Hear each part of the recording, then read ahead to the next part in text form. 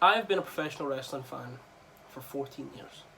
Since 2006, I have watched wrestling almost every single week. It's been a massive part of my life. I talk about it on YouTube to more or less just my friends.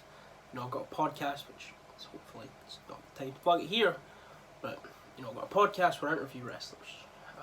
Wrestling's a massive part of my life.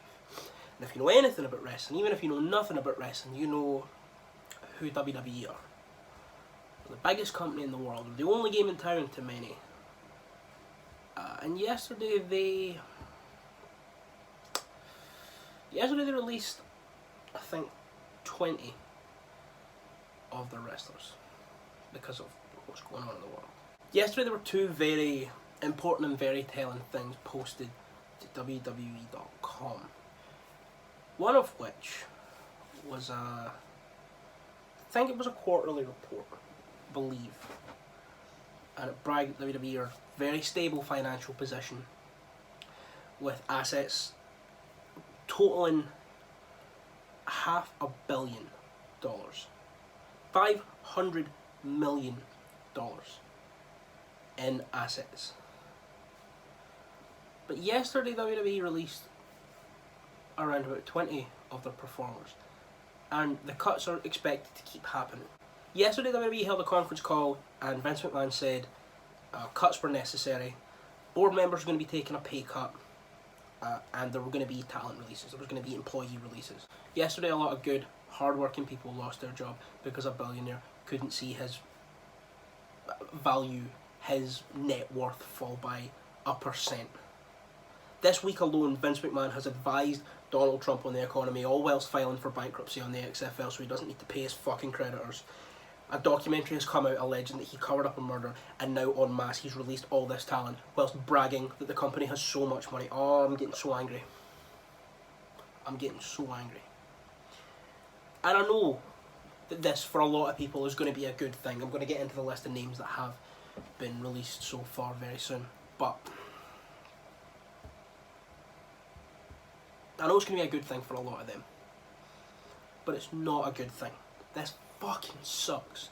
On top of the Revival getting the release during a pandemic, there's a fucking backhanded compliment to the greatest tag team that company has seen in years. Now they go and do this. A couple of possible reasons that have been floated. I'm going to get the speculation and reports out of the way before I just go in and go through the list and talk about some stuff.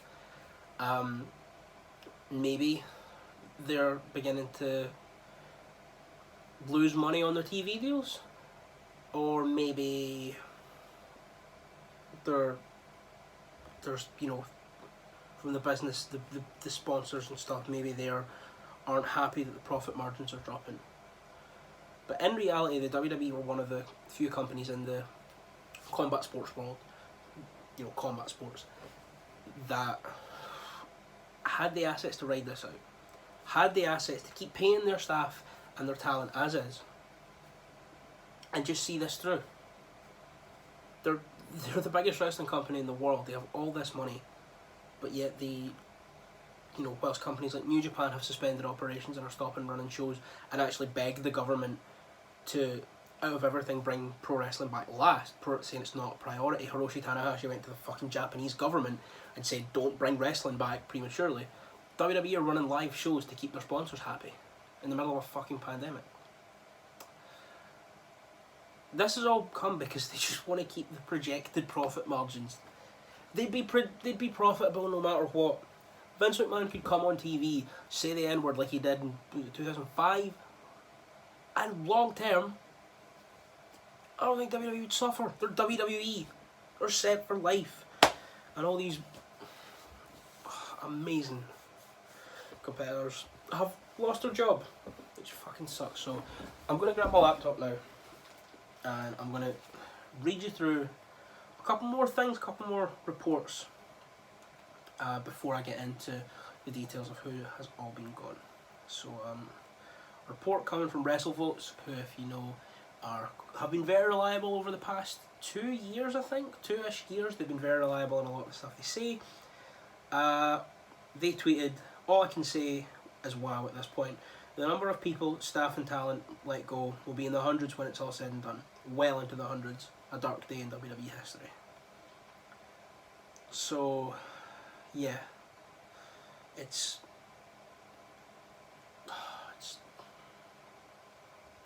I'll read the statement on WWE.com. These are all the people who they have said that have been released so far. The WWE.com article, which keeps getting updated as we go, reads, WWE has come to terms on the release of Kurt Angle, Rusev, Drake Maverick, Zack Ryder, Kurt Hawkins. In fact, you know what? I'll restart and I'll count. Let's do a little count.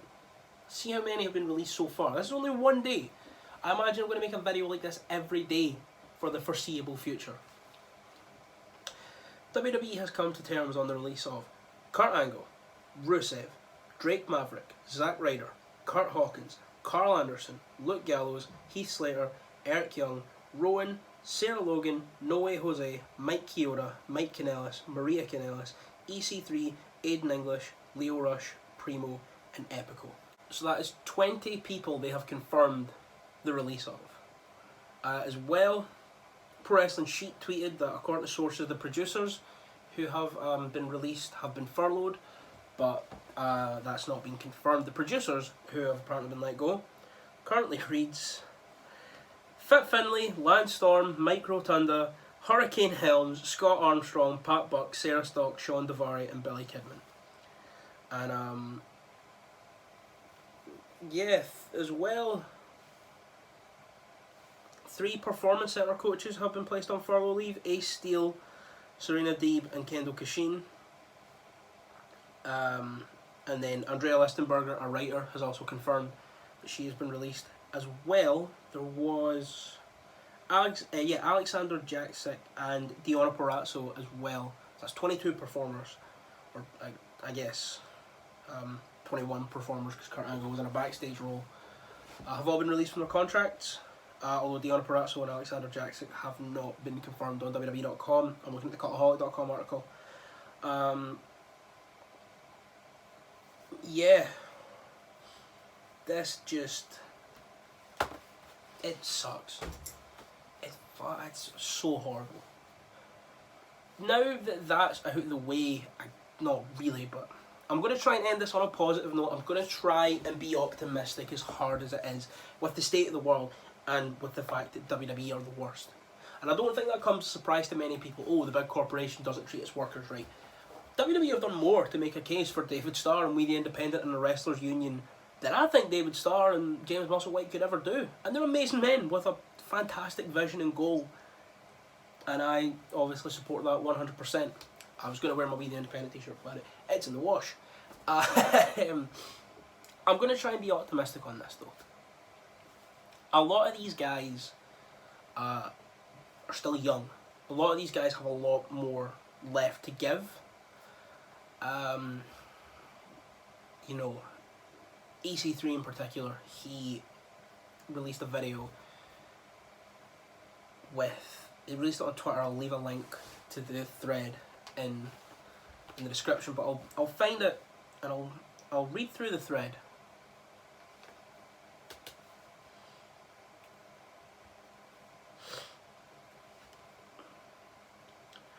So yeah, he's now changed his name on Twitter to Essential Character the Third,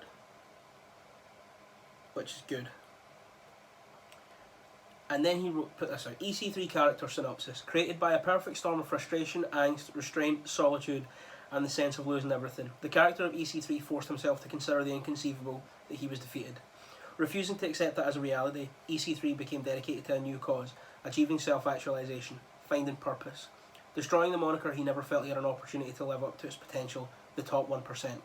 EC3 embraces suppressed inhibitions, foregoing a persona that has a pawn shop for the finer things: attire, appearance, possessions, and a welcoming yet always professional personality, as an evolution to an ubermensch in a leather jacket. Purified by the pain of regret and driven by a primal purpose, EC3 finds fuel in his repressed masculinity. EC3 becomes the manifestation of violent nihilism. With EC3's evolution comes an encompassing ideology. EC3 becomes a walking, talking cultural commentator railing against the numbing confines of postmodern existence. With wit, machismo, and blatant rage, EC3 lashes out against all things relevant to the wrestling world. Social media, advertising, mass consumerism, celebrity, the smiles on people's faces, and most glaring of all, the corporate culture. In his inability to realise his own goals and aspirations and what he deems his loss, EC3 seeks enlightenment through comeuppance.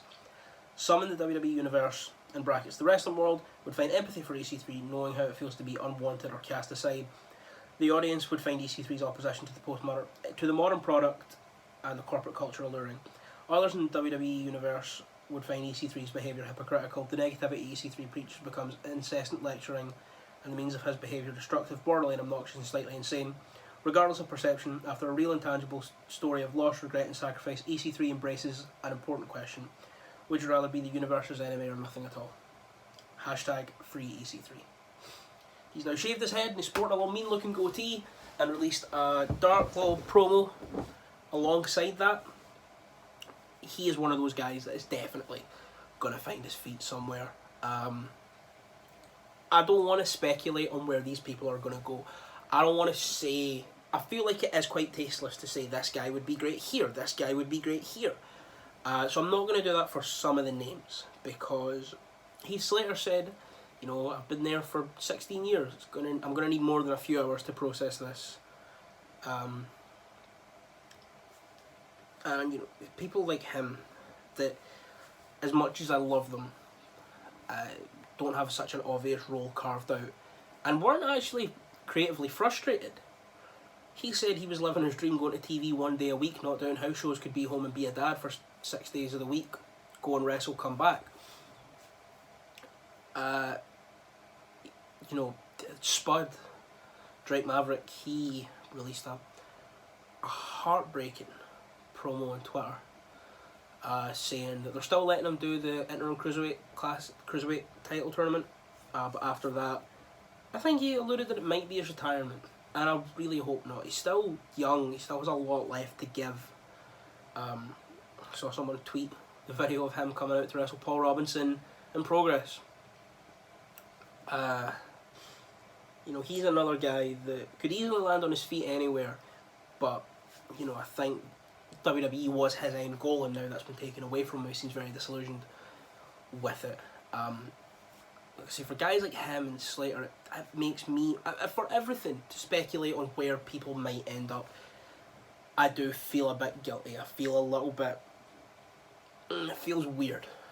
But for people like EC3 who have already started, who probably had that line in his drafts for months, he probably had that line there since, I don't know, since the last time he was on TV, whenever that was.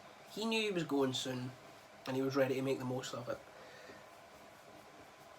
But No Way Jose's another one. He flew out to Raw to be there on Monday, and they sacked him 2 days later. This is such a rambling, winding video with no real point. And there's going to be more videos like these, I imagine, in the next few days. It sucks. The bright side is, you know, we have the EC3 already, you know, willing to go. Zack Ryder said he was smiling on the phone when he was told he was being released, because, you know, he knows how good he is. Rusev, you know, that's another guy who, you know, knows his worth and will make a splash wherever he goes. As well, you've got guys like Gallows and Anderson, and, you know, Gallows and Anderson are going to land on their feet wherever they go. Wrestling is in their blood. Wrestling is what they do. They're going to make the most of this.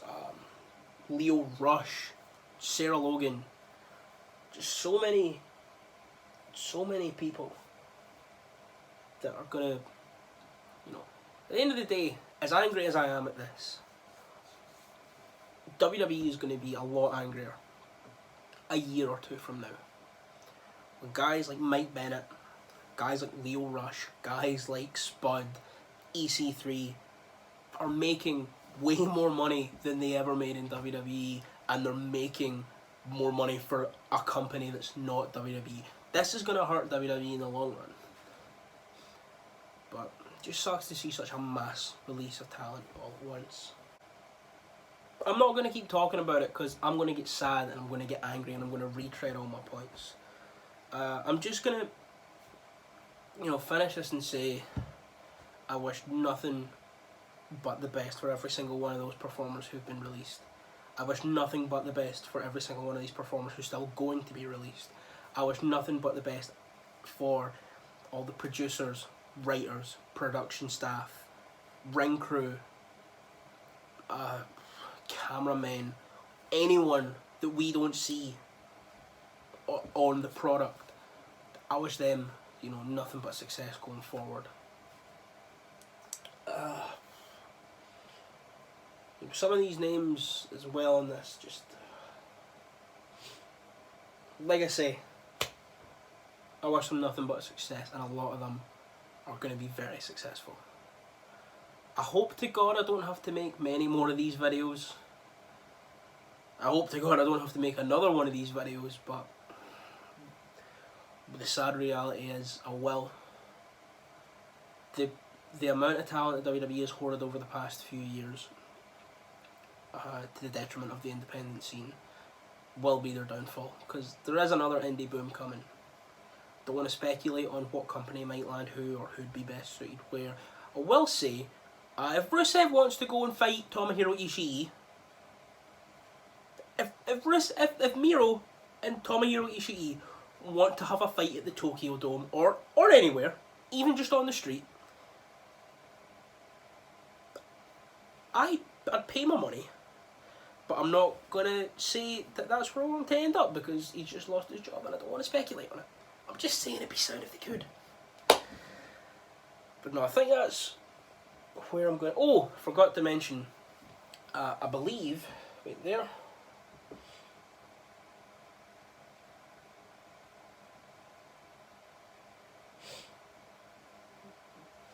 I think as well, WWE have said they're paying their NXT performers for 30 days and then they're free to do what they want after that. So I think that means they're free to choose if they want to remain with the company or leave. So I imagine that's more an offer.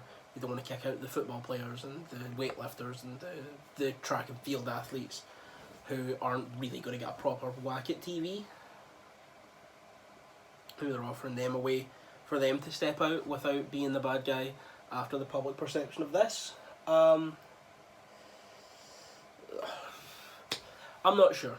I'm really not sure. I'll probably see you tomorrow with another one of these. Just hope it doesn't get to the point where I have the Cultaholic article, which is updating all the time, and the WWE.com article, which is updating all the time, or was, and just refreshing them to see if anyone else had gone. Just hope we don't have to do that again. Anyway, like I said, this has been a long, emotional, pointless, meandering, angry, hopeful, optimistic, pessimistic, pissed off, cheery, all over the place video. But it's a shit situation. But I know that everyone who has, been handed their release, they're going to crush it, whatever they do. So yeah, thank you for watching, and I'll see you next time.